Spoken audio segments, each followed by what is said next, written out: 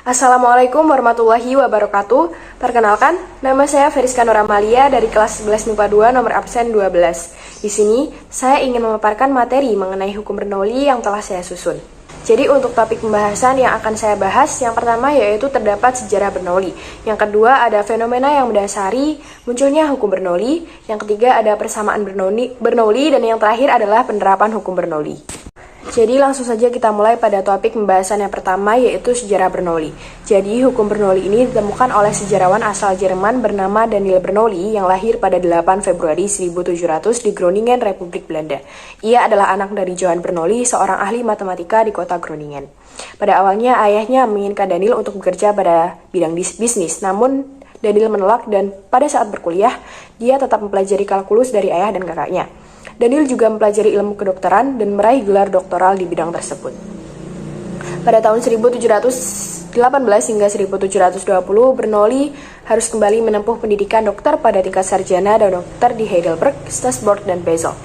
Padahal pada titik itu, Bernoulli ingin mempelajari matematika, tapi Johann tidak setuju dan sepakat untuk mengajari Bernoulli tentang matematika dan fisika lanjutan secara pribadi.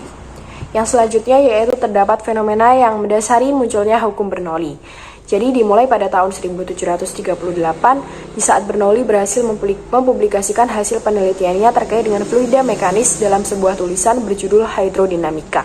Di dalam tulisannya tersebut, Bernoulli menjelaskan mengenai dasar teori kinetik dan hubungannya dengan hukum Boyle, serta bekerja sama dengan Euler untuk pengembangan persamaan Euler-Bernoulli. Ia menerapkan gagasan konservasi energi ke dalam fluida yang bergerak berdasarkan gagasan awal yang pernah ia pelajari dari Johann dulu. Melalui penelitian tersebut, Bernoulli juga merumuskan efek Bernoulli yang menjelaskan mengenai gaya angkat pesawat, sehingga muncullah adanya hukum Bernoulli. Yang selanjutnya adalah persamaan Bernoulli. Jadi persamaan Bernoulli ini menjelaskan bahwa jumlah dari tekanan, energi kinetik tiap volume, dan energi potensial tiap volume di setiap titik sepanjang aliran fluida adalah sama. Artinya, jika aliran fluida meningkat, tekanan fluida tersebut akan turun. Hal ini dirumuskan dengan tekanan ditambah energi kinetik ditambah energi potensial adalah konstan. Dari gambar pipa tersebut, kita dapat merumuskan bahwa P1 ditambah setengah rho GV1 kuadrat ditambah rho GH1 sama dengan P2 ditambah setengah rho V2 kuadrat ditambah rho GH2 dengan P adalah tekanan dengan satuan Pascal, rho adalah massa jenis fluida dengan satuan kilogram per meter kubik, V adalah kecepatan fluida dengan satuan meter per sekon, G adalah percepatan gravitasi dengan satuan meter per sekon kuadrat, dan H adalah ketinggian dengan satuan meter. Jadi kesimpulan dari persamaan Bernoulli ini adalah apabila dalam suatu fluida terdapat kecepatan tinggi, maka tekanan di dalam fluida tersebut akan rendah, begitupun sebaliknya. Selanjutnya adalah penerapan hukum Bernoulli. Yang pertama adalah gaya angkat pada pesawat. Pada saat take off, pilot mengubah sayap menjadi bengkok ke arah bawah agar pada bagian atas kecepatan udaranya tinggi sehingga tekanannya lebih rendah. Pada saat tekanan udara di bagian bawah sayap lebih tinggi, udara bisa mengangkat pesawat. Dengan adanya hukum Bernoulli, kita dapat menghitung gaya angkat pesawat dengan rumus V sama dengan setengah rho dikali V2 kuadrat dikurangi V1 kuadrat dikali A. Dengan rho adalah massa jenis udara, V2 adalah kecepatan udara pada bagian atas sayap, V1 adalah kecepatan udara pada bagian bawah sayap, dan A adalah luas penampang. Yang kedua adalah penerapan pada pipa venturimeter. Jadi, pipa venturimeter adalah alat yang digunakan untuk mengukur kelajuan aliran zat cair. Alat ini didesain dengan pipa yang mengalami penyempitan diameter.